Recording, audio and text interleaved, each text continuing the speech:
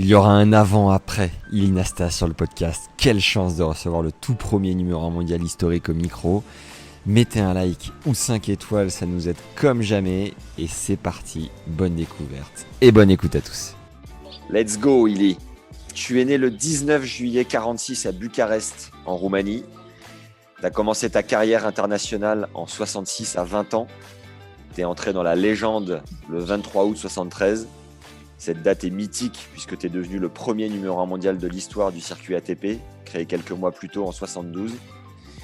Il est important de préciser que tu remportes 17 tournois entre septembre 72 et la fin de la saison 73, incluant tes 2 titres du Grand Chelem, l'US Open et Roland Garros, sans perdre un set, totalement injouable.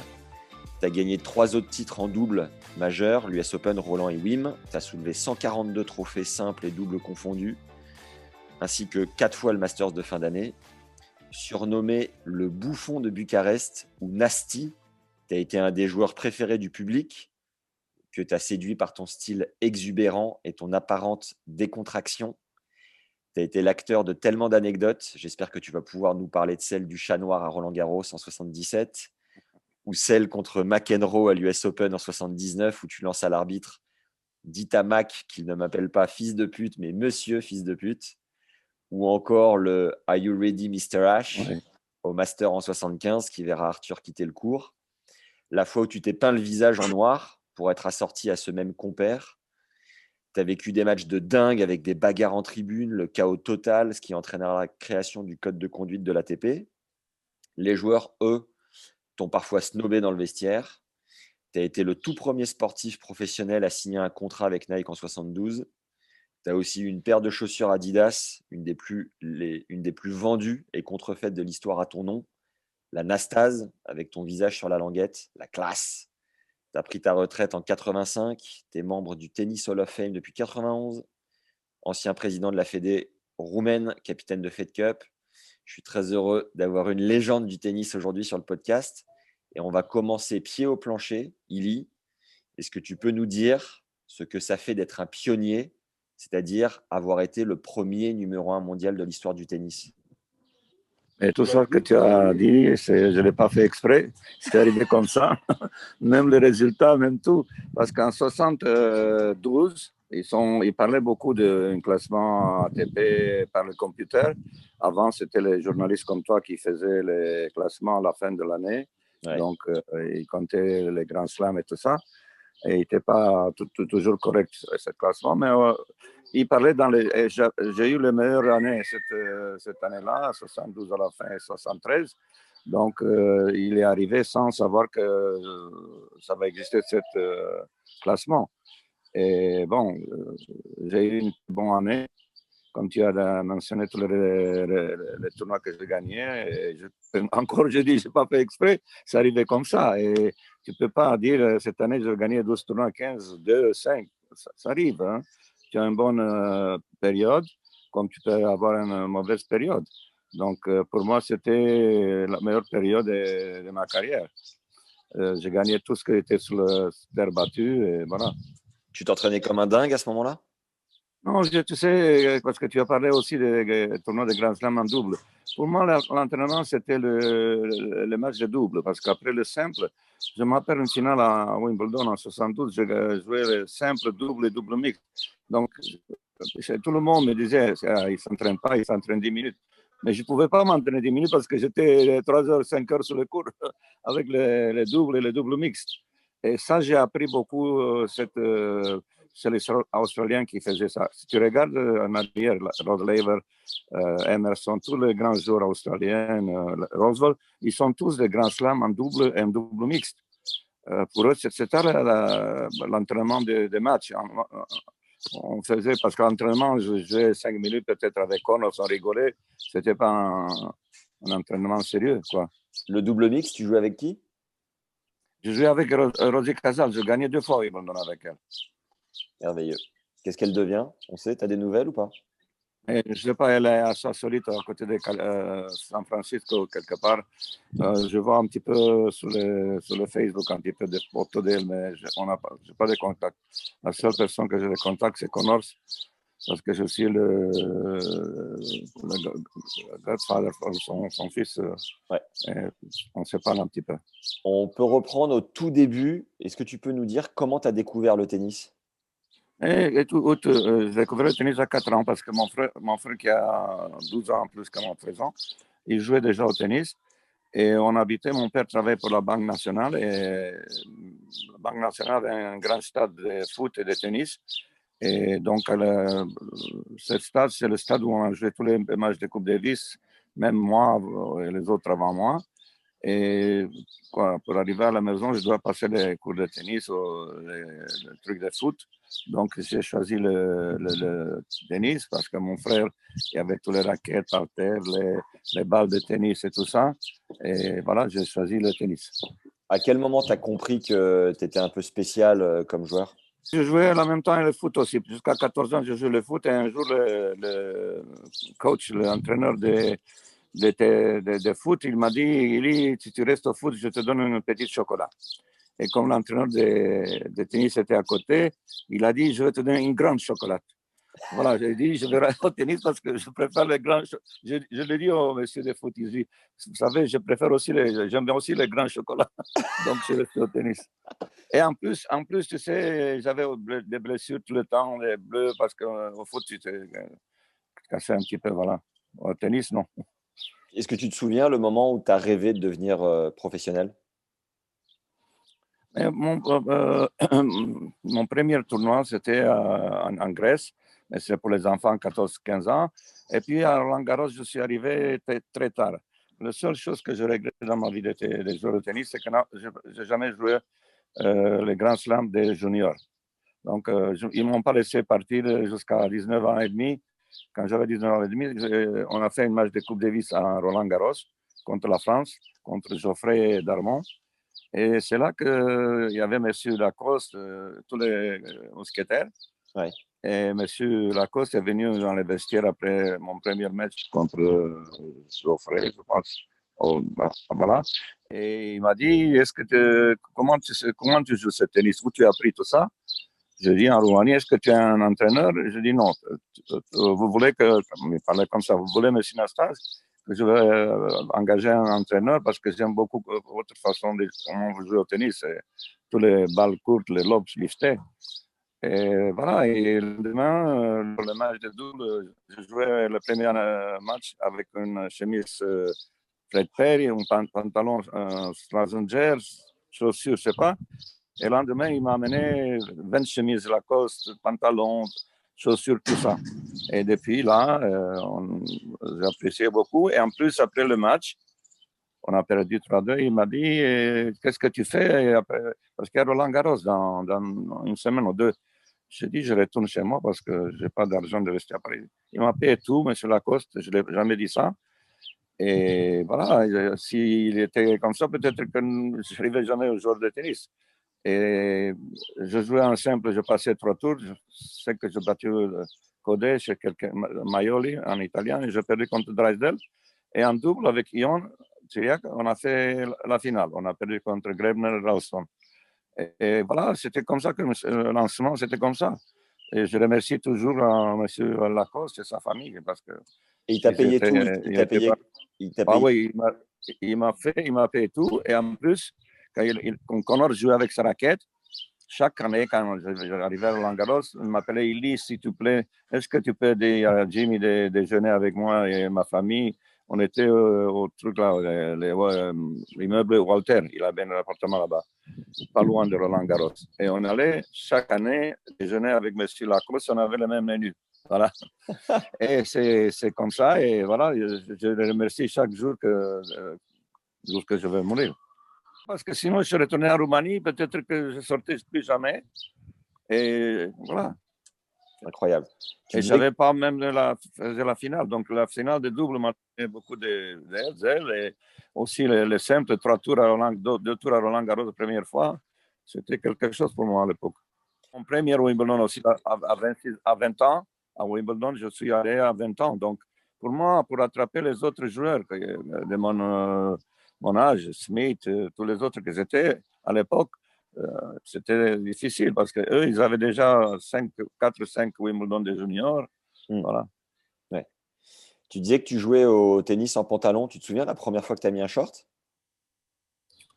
Non, pantalon, non. J'avais le short, mais le short était une marque, la chemise une autre marque. Donc, j'avais. Et en 60, voilà, je signais après une fois, je signais avec Nike pour les chaussures, 1 an. Et puis, je signais un grand contrat avec Adidas pour presque la vie. D'accord. Tu avais rencontré le directeur de Nike à l'époque? Non, c'était le propriétaire, Phil Knight, que je rencontrais. C'est lui qui venait sur le circuit avec les chaussures, parce que les chaussures, c'était fabriqué en Japon. Ouais. Et lui, il allait les chercher. Il venait sur le circuit avec les. Il avait un grand sac, et il y avait des chaussures, et il demandait à tout le monde. Personne ne voulait jouer. Et je suis le premier à dire oui, je veux jouer avec autre chaussure. Et tu te souviens le contrat, combien il t'avait proposé d'argent? Il m'a promis 5, 6 000. Et je dis OK, c'est bon. Mais j'avais un manager, ça s'appelait Bill Riordan, qui était le manager de Jimmy Connors. Ouais. Et lui, il est venu, il a dit double, je veux 11 000. Et Phil, toujours dans le livre, il dit Anastas, il m'a coûté une fortune parce que je n'avais pas d'argent à cette époque. Je devais lui payer 11 000 pour commencer mon affaire. Voilà. Et tu es encore en contact avec Phil Knight? Non, malheureusement, non, je l'ai écrit. C'est difficile de le trouver, mais j'essaie parce que je suis beaucoup dans son bouquin. Ouais. J'ai attendu, ils m'ont dit. Son livre. Et c'est gentil de dire que j'étais le premier athlète sportif, que tennis, foot et tout ça, athlétisme, que signé un contrat commercial avec lui. Ouais, incroyable. Quel était ton style de jeu, ta particularité? Moi, tu sais, j'ai l'intuition. Lyon me disait un jour, tu mets Nastas le dos au filet, et l'autre, il va passer, il va te dire, il est à gauche ou à droite, il va passer. Donc, non, c'est ça. Chez les filles, je pense que Martina Hingis, c'était un petit peu comme moi. Ouais. Je sentais le tennis comme ça. Je ne faisais pas d'efforts. Surtout, je jouais avec plaisir. Tu sais, quand tu joues avec plaisir, tu aimes ce que tu fais. Tu dois arriver. Ce n'est pas possible. Non. Au début de ta carrière, tu as commencé sur le circuit avant la création du circuit ATP. Et il y avait la WTC Challenge Cup. Et les joueurs, en Amérique. C'était en Amérique. Les joueurs qui participaient à cette Challenge Cup ne pouvaient pas jouer les grands chelems. Est-ce que tu peux nous dire ce que c'était précisément? Le grand chelem. Non, parce que c'était avant, c'était après le. Oui, c'était après le tennis Open Era. Open Era, c'était en 68. Ouais. Je ne sais pas, c'était un personnage très riche, Lamar Hunt, texan, qui a fait son circuit. Et là, on avait des contrats, on avait garantie pour jouer. Et moi, j'étais une des peut-être qu'il y avait 2 ou 3 joueurs qui sont signés avec lui. Et je n'ai pas pu jouer le Grand Slam, je pense. Pourquoi les joueurs qui jouaient la WTC ne pouvaient pas participer au Grand Chelem? Je ne sais pas exactement, je ne m'appelle pas, mais je sais qu'on avait des grandes garanties à l'époque, parce qu'à l'époque, les prix, ce n'était pas terrible. Et on a choisi on était 2 ou 3, on a choisi d'avoir une garantie. Pour ça, je pense.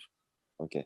J'ai lu que ta faiblesse principale, c'était le mental, que tu avais des sautes, des problèmes de concentration. Est-ce que c'est vrai?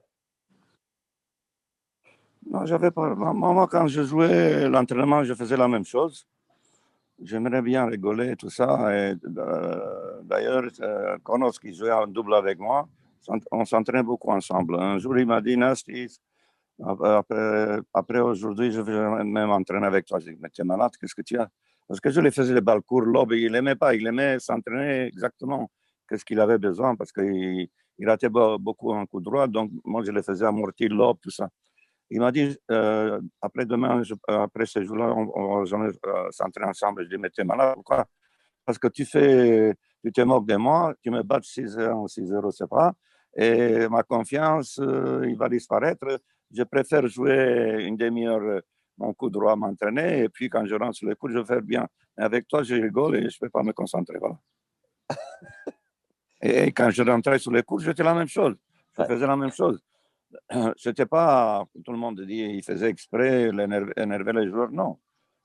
D'ailleurs, tous les grands joueurs qui jouaient, ils me battaient et disaient rien. Voilà. Je ne les empêchais pas d'être concentrés, non. Qui était ton meilleur ami sur le circuit à l'époque? Et je jouais beaucoup avec Ion. Je jouais 12 ans avec Teriak en double et tout ça. Après, j'étais devenu copain avec Spanata, Manolo Orantes, des Européens, parce que nous, on restait ensemble, les Européens et les Américains ensemble, les Américains, les Australiens ensemble. Ouais. Mais nous, on était plutôt avec les Sud-Américains, parce qu'on parlait l'italien tous presque. Et on sortait souvent ensemble au restaurant, même si on jouait et une de notre perdait contre l'autre. Donc, il n'y avait pas cette. On était relax par comparaison avec les autres d'aujourd'hui, je pense. Vous faisiez beaucoup la fête à l'époque? Non, tu sais, on faisait la fête un petit peu quand tu perdais, mais jamais quand tu étais dans le tournoi ou tu avais la veille d'une finale, tout ça, on ne faisait pas ça. Parce qu'on était conscient et on voulait, à l'époque, on voulait avoir des titres. Si l'argent est venu après, tant mieux, non? Ouais. À l'époque, on jouait pour les titres, non? Qui était le joueur le plus fou à ton époque? Moi. Moi. Non, il y avait quelques Panata un petit peu. Et après, il est venu José Luis Clerc un petit peu, qui faisait la même chose sur les cours un petit peu. Mais pas beaucoup de joueurs parce que c'est pas facile de jouer et faire le con aussi sur les cours, tu vois. Il faut double concentration et on ne peut pas se permettre d'avoir les deux. Mais pour moi, c'était facile comme facile. C'était naturel, ça. Aujourd'hui, tu fais encore beaucoup le con? Dans la vie, oui. Sur le cours, non, parce que je joue plus, non. Non, mais je suis une personne qui, tu sais, on peut être sérieux, avoir des succès dans n'importe quel domaine avec des souris. Parce que j'étais dans une émission en France et il y avait discuté, c'était le soir, et il y avait des gens beaucoup qui discutaient, est-ce qu'on peut faire des performances dans n'importe quel domaine avec le souris? Et tout le monde disait, non, il faut être sérieux, il ne faut pas rigoler. Et tout d'un coup, une dame s'est levée, elle m'a dit, ben oui, mais Sinasta, vous n'êtes pas sérieux, vous êtes un clown, vous avez fait rire les gens et tout ça. Elle dit, qu'est-ce que c'est mal, madame, ça? Elle m'a dit, ben non, mais si vous étiez un petit peu plus sérieuse. Je dis, madame, en tant que clown, comme vous me dites, j'étais numéro 1 en 73 et j'ai gagné beaucoup d'argent et beaucoup de matchs. Est-ce que ça vous convient? Elle n'a rien dit, mais si on peut faire performance avec les souris, c'est encore mieux pour moi. C'est bon, ça. Quel a été le plus gros frisson que tu as eu sur un cours? La fois où il y a eu le plus d'ambiance, où tu as le plus kiffé? Il y avait des matchs de Coupe Davis, tu sais, dans l'Amérique du Sud, au Brésil, les gens sont rentrés sur les cours, ils commençaient à taper sur l'arbitre, je sais pas, des trucs comme ça. En Espagne, un jour, je me rappelle, on jouait à Valence. Et j'étais jeune, j'avais 20 ans. Et l'arbitre, c'était un Italien, Monsieur Martini, je me rappelle le nom. Et les Espagnols sont chauds, tu sais comment ils sont les spectateurs et tout ça. Et l'arbitre, il a fait 2 fautes, je m'énervais, je lui ai donné les doigts, tu sais, comme les Italiens. Comme ça, là? Et Comme ça? comme ça, comme les 2 doigts, comme ça. Ok. Deux. Okay. Non avec les doigts, deux doigts comme ça. Et vers l'arbitre. Mais en espagnol, c'est la même chose. Ça veut dire quoi? Cornuto, que ta femme, il te trompe, je ne sais pas. Ah, ok. Et à l'époque, là, sur les gradins, il y avait des trucs comme ça, que tu t'assois pour pas commencer des... Attends, je te montre. Des trucs comme ça, on s'appelle ça. Ouais, des coussins. Que tu mets sur les chaises. Ouais. Coussins, voilà. Et tout d'un coup, dans 5 minutes, il y avait tous les cours pleins des coussins qui jetaient sur moi. Parce que les gens pensaient que je les donnais à la tribune. Et Manolo Santana, c'était un ami, c'était toujours une grande amie, il ne jouait pas, et donc il était dans le stade. Il est venu, il a pris le micro et tout ça, il s'est excusé, non, il ne voulait pas dire ça, il a dit l'arbitre, tout ça. Et en plus, j'étais un petit peu con, je faisais une connerie là. Je commençais à faire des piles comme ça, des 10. Je les prenais une par une, je les prenais comme ça. je l'ai énervé encore plus. Il m'a dit, arrête de faire conneries parce qu'ils vont te tuer. Voilà. Et alors, tu as gagné ce match? Je gagnais le match, oui. Je jouais contre, je pense que je jouais contre Orantes. À l'époque, Gisbert, je ne m'appelle plus. Ah, Orantes. Manolo. C'est bon, ça. Est-ce que tu peux Voilà, nous j'ai énervé un petit peu les gens. Voilà. Je faisais un... Dis-moi. Est-ce que tu peux nous raconter l'histoire avec le chat noir en 77 en quart de finale du double à Roland-Garros? Mais ça, c'était, tu sais, ça, Yannick aussi, il a commencé à déconner quand il savait qu'il ne voulait plus gagner. Et moi aussi, la même chose. Donc, je jouais avec Ion et tout ça. Et je me rappelle qu'un jour à Monaco, on jouait contre Panatta et. Non, on était avec Panatta et Bertolucci dans une voiture avec un copain. Lui, on allait dans la tourbière, là. Il y a des restaurants dans les cours comme ça, tous les tombes. Les voitures, on était 3 voitures. Et maintenant, Panatta et Bertolucci étaient dans une première voiture, une deuxième, et nous, on était avec eux une troisième voiture. Tout d'un coup, c'est pas sur les chemins en haut comme ça, la voiture devant nous s'arrête. Et l'autre aussi, et nous, on demande au chauffeur, mais qu'est-ce qu'il y a? Tout d'un coup, Panatta sort avec Bertolucci, il dit, Gatto Nero, le chat noir, qui a passé devant la voiture, dans les montagnes. Et il faut faire demi-tour, faire encore 20 km pour arriver au restaurant. Et je me rappelais l'histoire. Donc, l'histoire, c'était comme ça. Et un jour, il y avait Mabrouk, qui est le garçon qui s'occupe des vestiaires depuis 50 ans, 40 ans. Et je lui ai dit, Mabrouk, est-ce que tu peux me trouver une chat noire? Tu comprends, moi, je ne peux pas. C'était à l'époque des francs, je lui ai donné 500 francs. Mabrouk, il est allé chercher dans toutes les maisons à côté de Roland Garros, parce qu'il y a des maisons super sublimes là-bas. Et il arrive, mais le chat, il est un petit peu gris. Je dis, non, Mabrouk, encore 500, va trouver un chat noir. Tu comprends, je comprends, il n'y a pas de chat noir. Tu vas trouver. Il va trouver une petite chat noir, elle était jeune, tu sais. Et je dis à Ion, tu sais, j'ai le chat noir, tu vas voir ce que je vais faire à Panatta. Je savais seulement moi et Ion. Je l'ai mis dans mon truc de raquette, tu sais, tu mets la housse de raquette là. Je l'ai mis comme ça. Heureusement qu'il n'a pas pleuré, tout ça. On descend en Roland Garros, tu sais, l'escalier, il y avait le truc rouge là-bas que tu passes. Et tout d'un coup, on a fait le chauffement. Et tout d'un coup, l'arbitre, prêt, monsieur, va jouer. Je dis, non, attendez, je dois changer la raquette. Et au lieu de sortir la raquette, je sors le chat noir. Où tu crois que le chat noir allait vers qui? Vers Panatta. Incroyable. A commencé à dégueuler. C'était un salaud, je savais que on les a battus 6-0. Mais c'était à la fin, moi, j'étais vieux, puis on a la même chose. Mais monsieur Chatrier, j'étais très copain avec Philippe parce que lui, il a fait une finale de Coupe Davis à Cleveland en 69. Était le juge arbitre. On est devenus copains avec lui. Il a dit, Ili et Ion, jamais sous la centrale votre vie. C'est comme ça que c'est passé. Voilà. Ouais, tu as été privé de centrale pendant quelques années. Ouais. Oui, non, c'est vrai. Incroyable. Tu disais tout à l'heure que quand tu étais en Espagne, là, le match où ça avait été chaud, tu prenais les coussins sur la tête, tu étais un peu con à l'époque. Est-ce qu'il y a une période où tu as compris des choses et tu es devenu un petit peu moins con? C'est pas con, parce que même à Bucarest, un jour, en 67, on jouait contre l'Espagne. Manolo jouait à l'époque. Il venait de Wimbledon. Et il avait changé la raquette. Je pense que de Schlesinger, il a changé une autre raquette. Il a joué contre moi.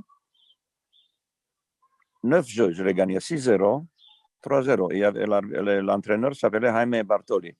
Il a demandé à Bartoli, c'est ce con-là qui joue, il m'imite à moi. Et il m'a fait 9 jeux de suite, tu vois. Ouais.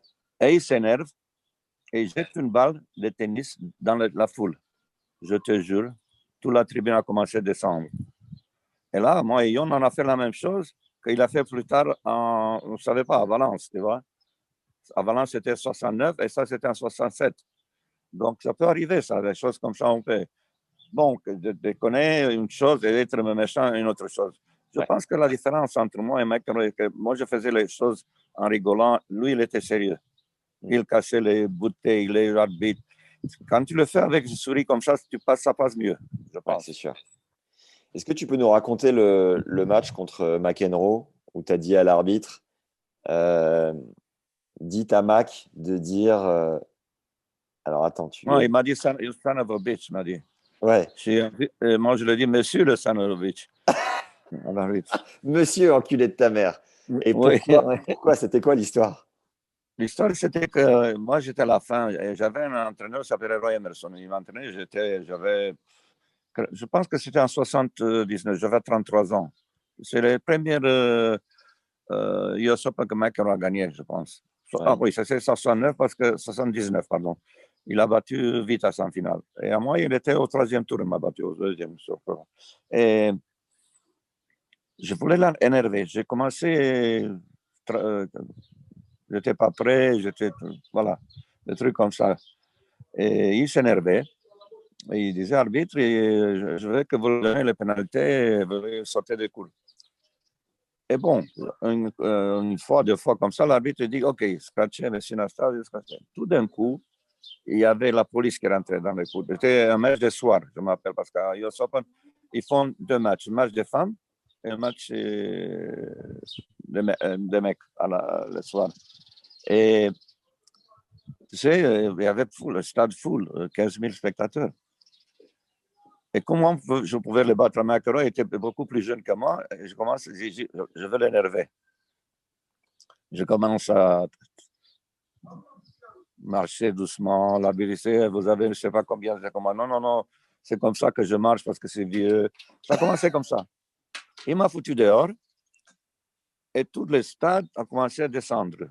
Et il demandait l'argent. Ils voulaient rembourser le ticket qu'ils sont payés pour 2 matchs. Ils sont vus qu'un match, ils voulaient voir tout le match. Ouais. C'était une bagarre incroyable. C'était vers minuit presque, je pense. Vers 11h le soir, les filles ils ont joué 3-7. Ça a commencé à 8h, vers 10h30, on a commencé. C'était presque minuit. Et donc, je dis, c'était Frank Hanman, c'était un bon arbitre. Et il appelle le juge arbitre. C'était, comment ça s'appelle? Je me rappelle après. Et il arrive et il commence à me demander pourquoi vous avez foutu dehors M. Nasta, parce qu'ils sont très polis là-bas. Et parce qu'il a dit ça, et il a fait ça. Et comment je fais avec tous ces gens-là qui descendent, ils demandent le billet, tout ça. L'autre dit, je ne sais pas, mais je l'ai disqualifié déjà. Je ne peux plus rien faire. Et là, alors, le chef des arbitres était Tony Talbert. C'était un grand joueur, oui, un monsieur. Non, Tony Talbert, Billy Talbert. Ouais. Il y avait Tony Talbert, mais Billy Talbert. Il arrive, il fait, tu m'as foutu dans une merde, Frank, pas possible. Maintenant, je vais mettre notre arbitre et va commencer le match. Bien sûr. Alors attends, il y a eu changement d'arbitre pendant le match? Changement d'arbitre. Quand il m'a foutu dehors, ils sont changés. Il a dit, on change l'arbitre. Ah oui, et tu es revenu sur le court? Mais j'étais là, je ne suis même pas parti. Je suis resté là, j'étais sur la chaise. Okay. J'étais fatigué. Il y avait des trucs de Coca-Cola, des bouteilles, comment ça s'appelle ça? Il y avait combien? C'était quoi le score? Le score, c'était 2-7, je pense, pour McEnroe. Un 7, presque 2-7. Et les gens, la police, tout ça, moi j'étais gardé par la police. Il y avait des gens qui gueulaient. Tu sais comment ils sont à New York, quand ils vont par là, ils peuvent voir dans le tribunal. Ils étaient tous sous presque. Et il dit, McEnroe commence à gueuler. Non, je ne veux pas jouer. L'autre, il a dit, ferme. Il a dit, si tu ne joues pas, je te fous dehors. Quand il a entendu ça, il s'est calmé un petit peu. On est rentré, on a recommencé, on a joué, on a fini le match.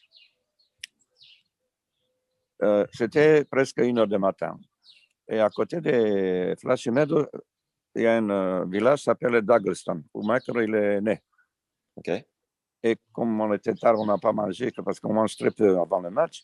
Je dis, je vais aller avec un copain au McDonald's de coin. Quand je rentre à Colo, McEnroe avec 2 filles à table. Sa fiancée, notre copine, et moi avec mon copain. On s'est mis à 2 mètres de lui. Après, on a bu une bière, on s'est mis tous à table. Donc voilà, c'était comme ça qu'on a fait la paix. Ah, donc tu as fini par gagner ce match ou pas? Non, non, non, non, j'ai perdu parce que McEnroe, il a gagné le tournoi en Ah ouais, 79. ok. Mais non, moi, j'avais 20, non, 33 ans déjà. Et donc, ouais, finalement, vous avez terminé en dînant ensemble, quoi. Oui, oui, voilà. Tu peux le demander à McEnroe si c'est pas vrai ça.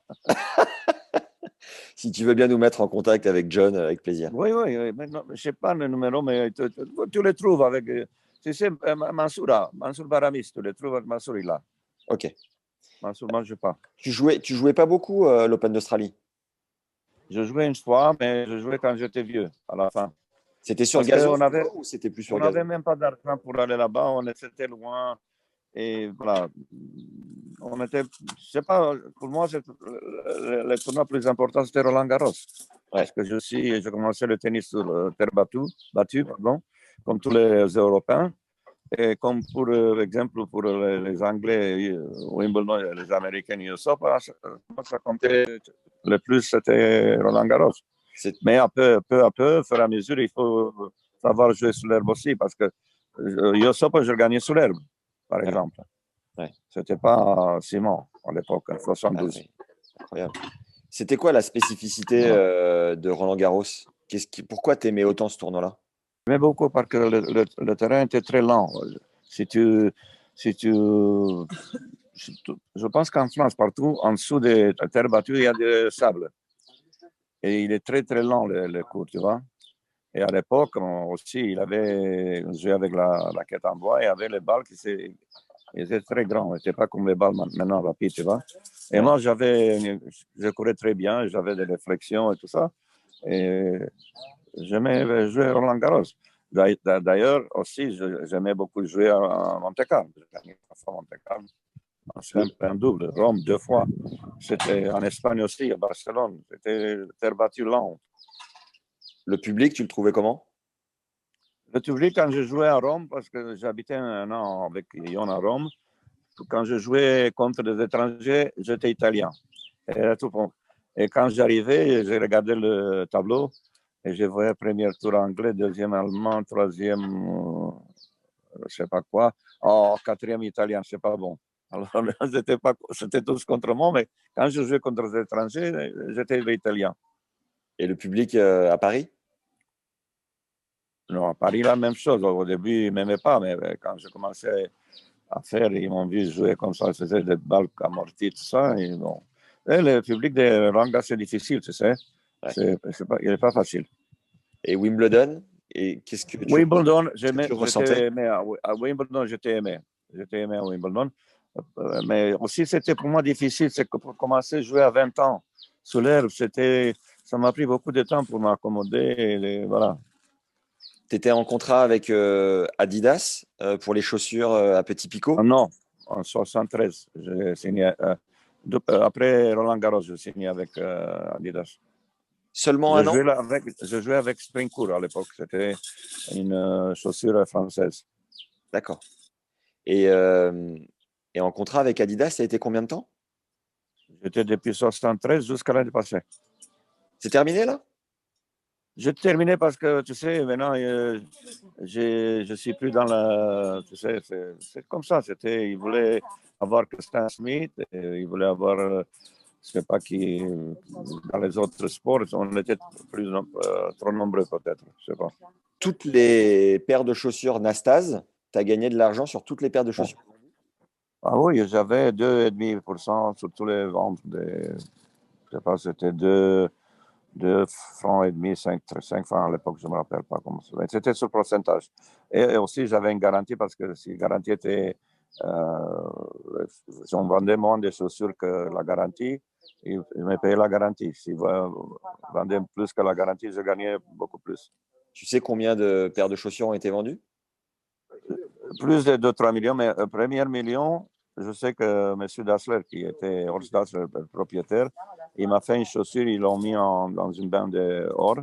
Ouais. Et je l'ai à la maison, toujours je le regarde toujours la chaussure. C'est drôle d'avoir une chaussure de tennis, mais mise dans l'or, tu sais. Non, Nike, j'ai joué un an seulement. Mais ils étaient pas jaloux que tu partes. Non, je voulais proposer à Phil Knight, de faire ma chaussure depuis, en 72. Quand j'avais la chaussure, j'ai proposé de faire ce modèle. Comme Adidas fait des anciens modèles, Ouais, mais je n'ai pas réussi à les à le trouver. convaincre. Et l'US Open, quelle était la spécificité de ce tournoi et comment tu te sentais là-bas? C'était sympa parce que les cours étaient très proches des spectateurs, tu sais. Ouais, Et là, c'était bien pour moi parce que je commentais, je faisais mes commentaires avec les spectateurs, avec tout le monde qui passait. Et en plus, là, j'ai connu ma ex-femme, je l'ai connue à USA pendant en 72. et vous vous êtes rencontrés comment? Ah, au tennis, au tennis. Et elle est venue avec sa mère parce qu'elle aimait beaucoup le tennis et sa sœur. Ils sont venus de Bruxelles voir le tournoi. Et c'est comme ça qu'on s'est connus. Merveilleux ça. Il y a d'ailleurs Mhm. j'ai trouvé une statistique impressionnante. En 2010, tu as été élu faisant partie du top 10 des plus grands séducteurs au monde, d'après le magazine Maxim. Tu étais numéro 6 avec près de 2500 conquêtes. Est-ce que c'est vrai? Tu sais, j'avais une personne. Joker. C'est difficile. Non, non, non, non, non. J'avais une personne, s'appelait Becky, c'est en anglaise, qui a écrit le livre sur Beckham, Ok. sur David Beckham.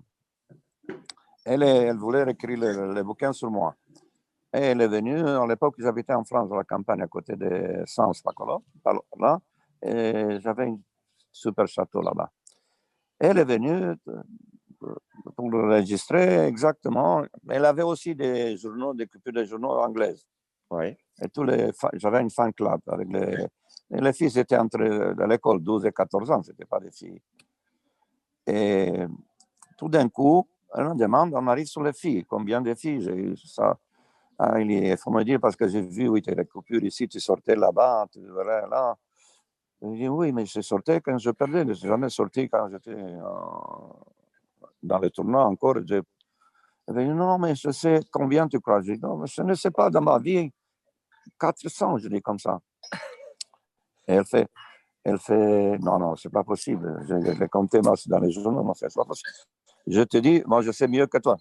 Comment tu peux me dire que tu sais mieux que moi? Et on prenait un verre de vin rouge, elle prenait un verre, je ne sais pas, champagne.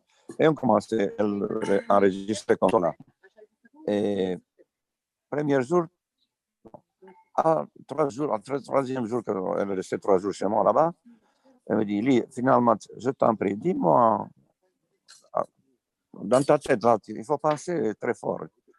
J'ai dit, j'étais en train de boire un verre rouge, là, j'étais un petit peu pris de courage comme ça.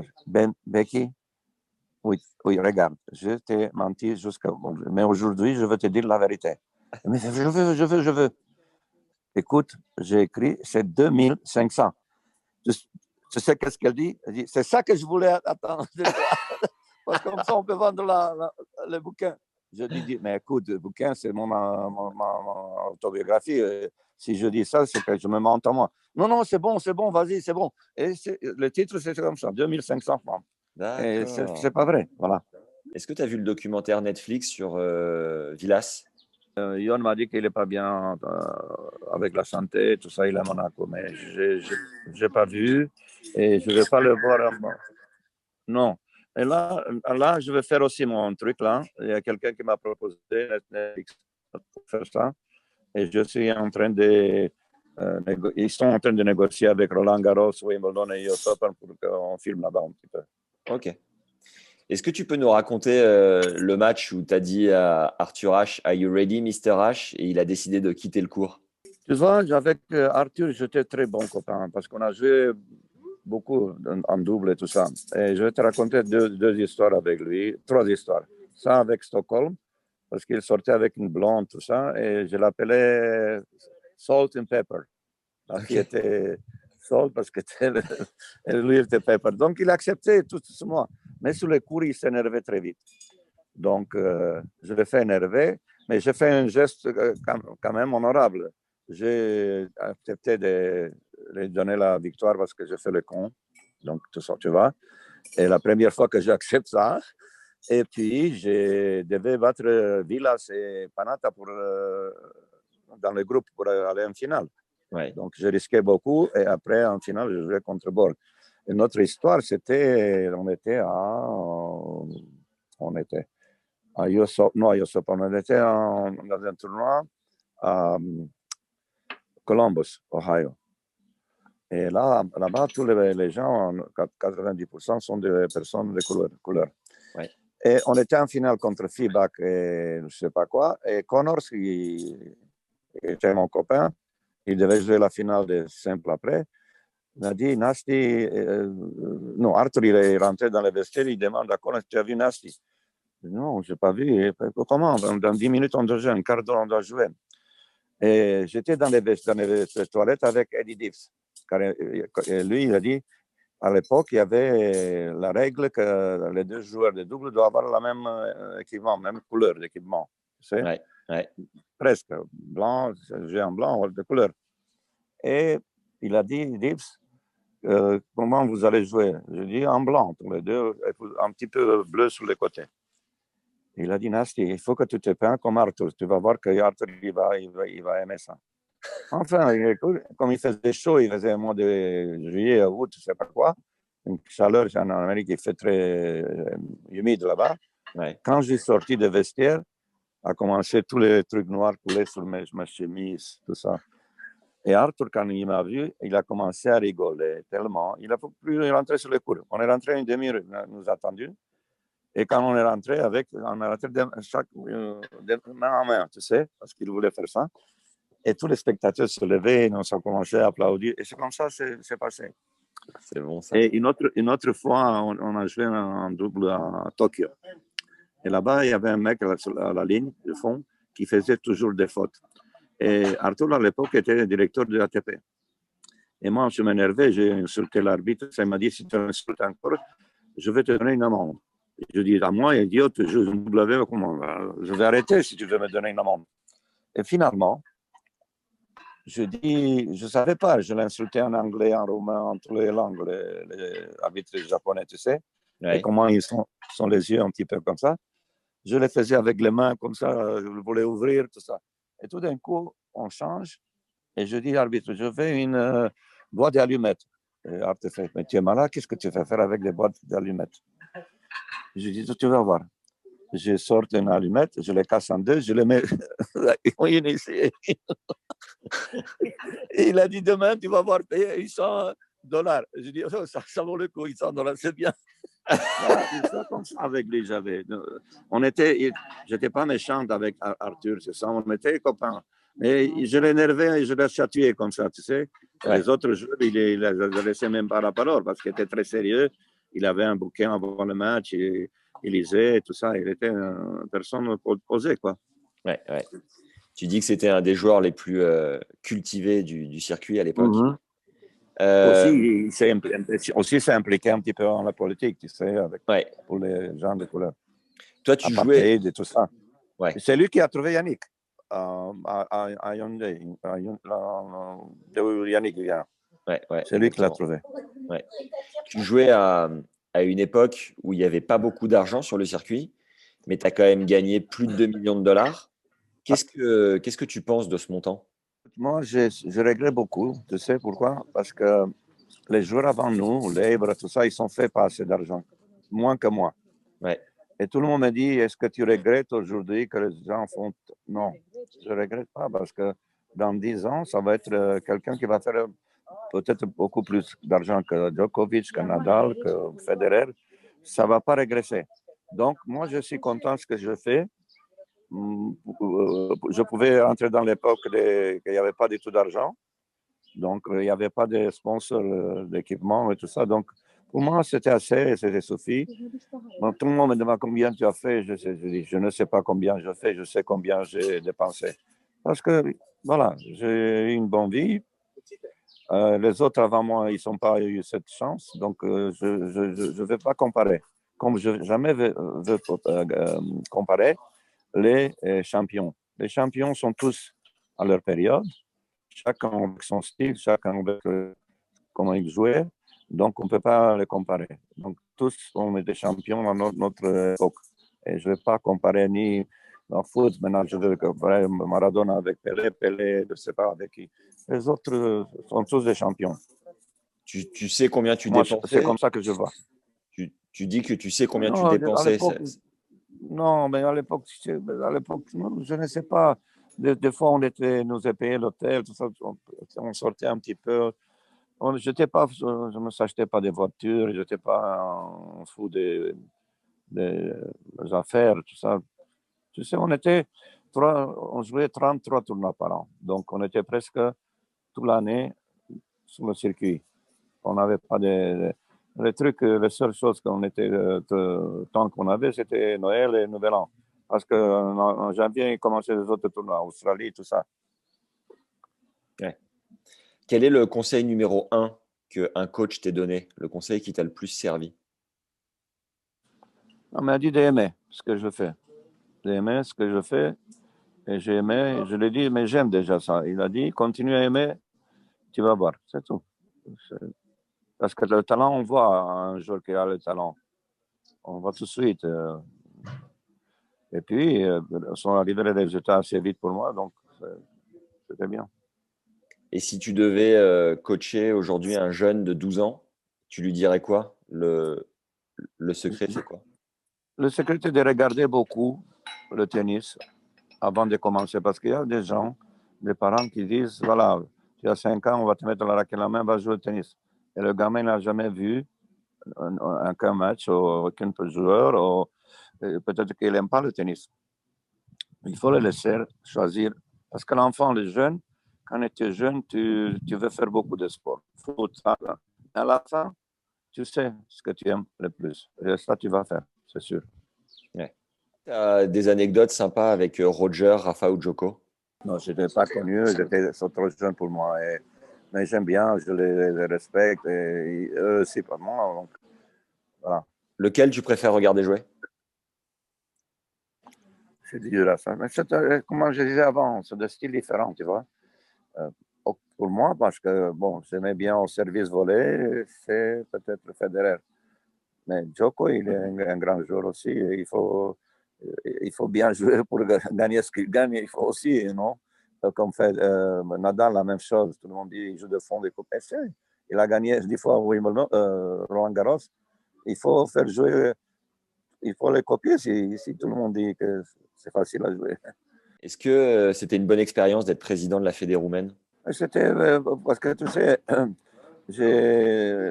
j'avais beaucoup de, comment on te dit ça, des propositions des bourses, tu sais, d'Amérique. Et chaque année, j'avais 5, 6 filles. Ils voulaient des filles là-bas. Au collège, j'envoyais beaucoup de jeunes, des filles qui sont arrivées dans les collèges à faire de bons résultats.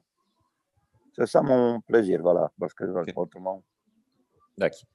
En 2017, tu as été exclu d'une rencontre de Fed Cup et interdit de circuit pendant 3 ans et demi. Qu'est-ce que tu penses de tout ça aujourd'hui? Non, je pense qu'à l'époque, c'est les filles qui m'ont demandé de faire ça. Ils m'ont dit, Monsieur Nassaz, compte, je sais pas, compte. Elle prend plus de temps, elle danse la balle 15 fois, elle passe. Moi, je fais ce qu'ils m'ont dit. Je rien fait. Voilà. C'est dommage que c'est arrivé comme ça. Parce que j'ai rien fait de mal. En plus, c'est Thierry qui m'a demandé pourquoi tu ne fais pas les coachs de filles, parce que Halep t'aime bien et les autres filles aussi. C'est pas moi qui voulais faire ça. Donc, je suis rentré dans une histoire avec Serena Williams, la même chose. Voilà, je regrette ça, mais c'est toujours dommage quand ça arrive des choses comme ça. Tu étais exclu de circuit jusqu'à 2021. Tu retournes à Roland-Garros cette année, du coup? Non, je n'étais pas exclu de tournois, seulement des Fed Cup. Ah, ok. C'est les gens c'est Roland Garros, Wimbledon qui se sont dit mieux que je ne viens pas, mais non, normalement, je peux venir n'importe quel tournoi. Ok. All right. Bon, Ok. c'est déjà pas mal, hein? Oui. Est-ce que tu peux nous mettre en contact avec, Je sais que c'est bien. est-ce que tu peux nous mettre en contact avec Yann Thiriac? Un jour, peut-être je peux faire ça, mais je ne sais pas s'il veut parler. Ok. Quand Il est-ce n'est que tu, pas bavard comme moi. quand est-ce que tu viens à Biarritz voir Nathalie? Hein? Quand est-ce que tu viens à Biarritz? jamais été à Biarritz. C'est Guy Forget qui m'a invité. Guy, il est là-bas, non? Ouais. Forget, pas. Ouais. Il a une maison, non? Ouais. Et voilà, j'ai vu que Gilles Moreton est président de la fédération. J'étais copain avec Gilles. Voilà. Je vais aller au Roland Garros cette année, voir un petit peu. All right, merci beaucoup, Ili. Merci beaucoup. Ok, merci. Merci, Max. À la prochaine. Merci d'avoir écouté cet épisode avec Ili. Dites-nous en commentaire des souvenirs que vous pouvez avoir de cette légende du tennis. Et ce que vous avez pensé de l'épisode. Mettez 5 étoiles et un like, c'est hyper important. Envoyez aussi le podcast à des potes à vous. Parlez-en dans votre club, ça nous aide beaucoup. Si vous avez des idées ou des questions, envoyez-les-moi à Max Zamora, Zada et Moira sur Insta ou LinkedIn. Et j'ai aussi un podcast sur l'amour qui s'appelle Coup de cœur. C'est des invités qui nous racontent leurs histoires. Et je me régale tout autant à l'animer avec ma pote Alexia. Voilà, venez passer une oreille. C'est tout pour cette semaine. Prenez soin de vous et faites-vous plaisir sur le court. Bisous.